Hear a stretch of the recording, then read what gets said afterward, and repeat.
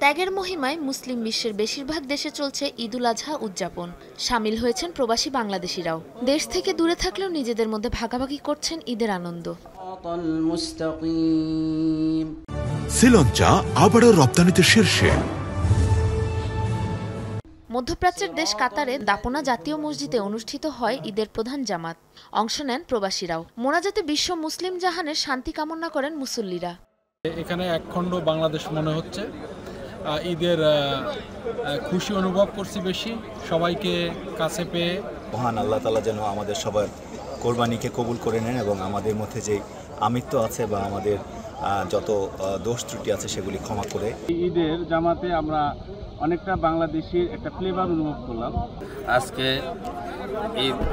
ঈদ জামাত খুব ভালো লাগছে। কুয়েত ও সৌদি আরবের বাংলাদেশি অধ্যুষিত এলাকাগুলোতে সকালে ঈদের জামাত আয়োজন করা হয়। খুতবায় তুলে ধরা হয় ত্যাগ, সংযম ও আত্মনিবেদনের শিক্ষা। পরিবার ছাড়া যারা প্রবাসে ঈদ কাটায়, পরিবারের সবাইকে অনেক মিস করি, দেশের সবাইকে অনেক মিস করি। উইদাউট ফ্যামিলি এই জায়গায় একটু বেশি কষ্ট লাগে, ফ্যামিলির কথা মনে পড়ে অনেক। তো সব মিলায় আলহামদুলিল্লাহ। নামাজের পর নিজ নিজ উদ্যোগ কিংবা দলবদ্ধভাবে আল্লাহর সন্তুষ্টি লাভের উদ্দেশ্যে সামর্থ্য অনুযায়ী পশু কোরবানি দেন প্রবাসীরা।